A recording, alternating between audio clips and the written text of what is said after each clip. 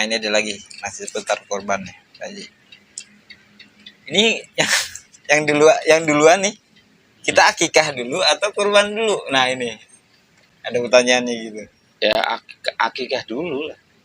Berarti kurbannya nggak sah dong kalau dia belum akikah tapi dia kurban. Iya kan, gimana dia mau kurban, akikah aja belum kok kurban. Sebenarnya dua-duanya sama-sama sunnah. Sama-sama sunnah muakkadah gitu. Iya. Nah, cuman kalau kita diberikan kelebihan harta, ya kita akikah dulu kan. Karena itu untuk menebus diri kita kan, ibaratnya untuk menebus diri kita. Akikah dulu. Kalau sudah akikah semua, misalnya anak-anak kita, baru kita korban tahun depannya kan gitu. Ya, kalau kurban kan sebenarnya kan waktunya kan banyak, ya kan. Tapi kalau akikah kan sebenarnya akikah itu kan yang disunahkannya kan ketika bayi umur 7 hari. Waktunya kan nggak ada, ya nggak? Iya. Cuman kadang-kadang di Indonesia kan ya udah gede juga baru diakikah ini karena keterbatasan dana. Karena kalau memang nggak punya duit ya ngapain? Ya nggak? Terus dipaksakan kan, Islam kan tidak memaksa sesuatu yang bukan wajib, kecuali yang wajib. Kalau memang diwajibkan. Iya, kalau yang wajib sholat ya wajib, nggak bisa. Dalam kondisi situasi apapun nggak bisa kita tinggalkan. Sakit sekalipun ketika masih ingat ya harus sholat.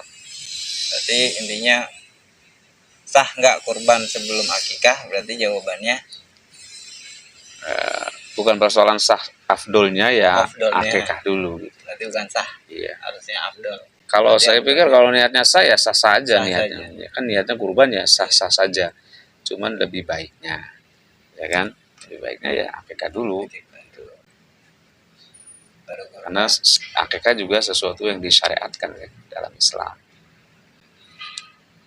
Bukannya akikah itu, menurut saya bukan akikah itu adalah orang tua. Ininya orang tua gitu. Apa namanya? Bukan kewajiban, siapa emang harusnya yang mengakikahkan. Ya kalau orang tuanya miskin, iya. Terus kitanya kaya, maksudnya udah gede nih, baru sanggup ya nggak apa-apa dari kita. Atau kita nanya dulu, iya. Saya udah akikah apa belum? Iya, boleh juga. Gitu. Oh belum tuh. Kan orang tua kan ada juga yang nggak mampu. Iya. Terus kita diberikan kelebihan harta, ya udah kita akikahin aja sendiri gitu. Apa? Oke, berarti jawabannya bukan sah ya, tapi afdolnya ya.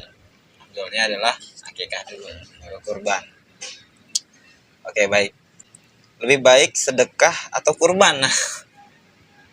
Ya, sedekah sama kurban itu kan sesuatu yang beda konteks.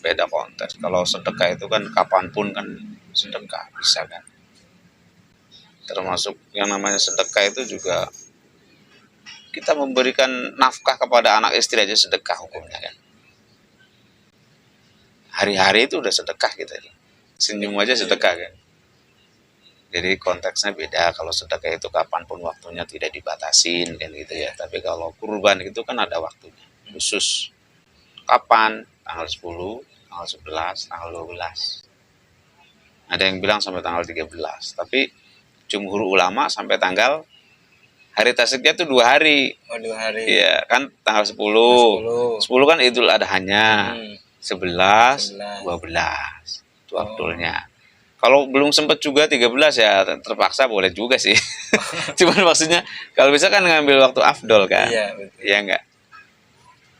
Udah akhir banget itu tanggal 13 tuh, hari tasyrik terakhir. Boleh enggak ya? Masih boleh sih. Intinya 3 hari itu lah. Iya, 3 hari. 10, 11, 12. Berarti yang tadi lebih baik sedekah atau kurban itu beda konteks. Beda konteks. Jadi kalau sedekah itu kan berlaku umum, artinya ya orang kurban juga niatnya kan untuk sedekah juga pada akhirnya kan. Oke. Bagi-bagi kambing. Nah ada dua pertanyaan lagi nih Pak Haji. Yang pertama nih, kurban 1 kambing untuk 1 keluarga, bagaimana caranya? Nah itu tadi yang saya bilang, kurban itu harus diniatkan 1 orang. Ini caranya nih. Misalnya tahun ini saya kurban atas nama saya. Iya.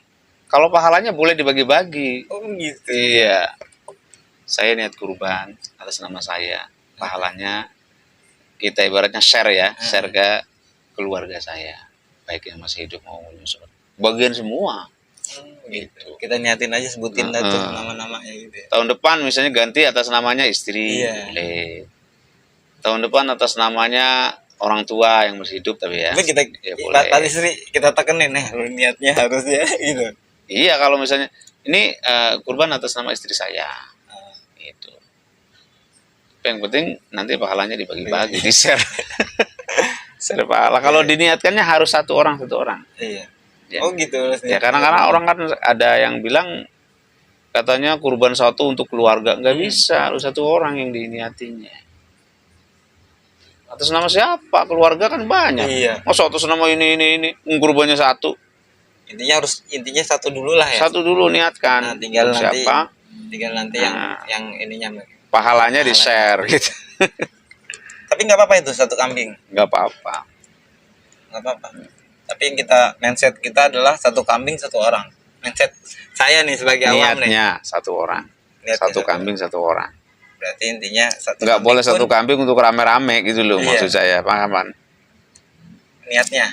Iya, niatnya tuh jangan untuk ini satu kambingnya nggak boleh, satu aja. Tapi dalam hati kita untuk share aja gitu, untuk share pahalanya kita untuk diri kita dan untuk keluarga kita. Oh, gitu. Itu. Ya, betul. Sapi pun begitu juga. Kalau sapi bisa untuk 7 orang disebutkan nama-nama, iya. Nah, tinggal mereka aja tuh yang bagi-bagi dah, bagi-bagi lagi sebelum bagi-bagi lagi itu, iya. Oh, begitu.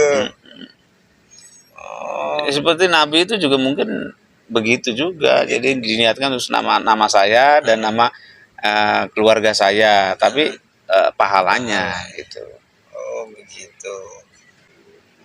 Tadi udah dijawab nih. Nah, satu lagi yang terakhir.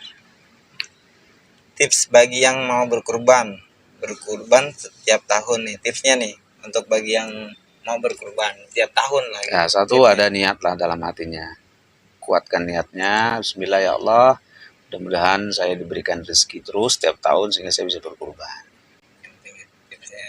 Lagi-lagi niat itu. Kalau nggak ada niat nggak bakalan bisa. Gitu.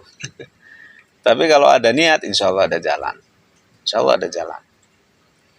Walaupun kita memang sebetulnya kurang kecukupan. Ya kalau kita niat kan bisa saja nabung kan. Karena untuk demi untuk berkurban misalnya kan boleh aja, nggak apa-apa. Ya, sama kayak orang mau haji kan ada orang yang nabung. Intinya semua hal-hal yang baik harusnya dimulai dengan niat. Kita niat aja dulu. Niat dulu. Niatnya yang mantap, yang yakin.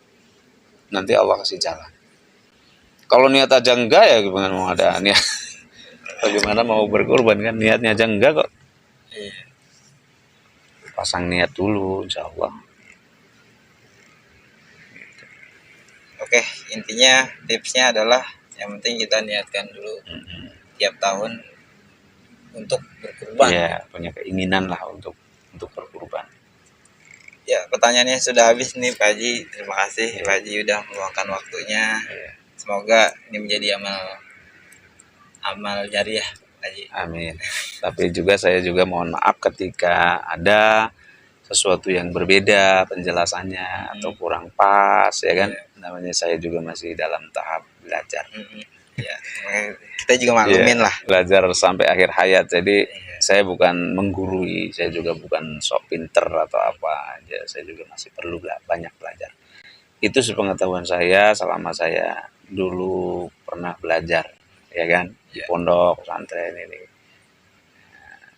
Intinya itu. Sepengetahuan saya sih seperti itu. Kalau ada salah-salah, kalau ada ya mohon koreksi atau dimaklumi. Nanti teman-teman juga bisa komen aja di bawah gitu kan, apa ada yang salah gitu. Kalau namanya hukum fikih itu kan kadang juga berkembang, artinya bisa saja antara ulama satu dengan ulama yang lain berbeda. Dan saya juga tidak menyalahkan yang berbeda dengan saya, silakan aja. Itu fikih namanya kan. Iya. Nanti kita tunggu aja nih teman-teman juga pada yang mau komen gitu kan, yang mau banyak pertanyaan bisa kita tunggu aja pertanyaan dari teman-teman. Untuk sementara mungkin temanya itu aja dulu Pak Haji tentang kurban. Nanti untuk next time kita akan ada lagi lah mungkin tema-tema yang lain. Ya, mudah-mudahan saya bisa Isi waktu. ada waktunya. Mudah-mudahan sih ada waktu terus Pak Ji. Amin. Ya, terima kasih Pak Ji. Aduh, Sama-sama. banyak nih atas waktunya. Ya, Baik, terima kasih teman-teman yang sudah menonton. Semoga ini bermanfaat. Kita tutup aja. Assalamualaikum warahmatullahi wabarakatuh. Waalaikumsalam.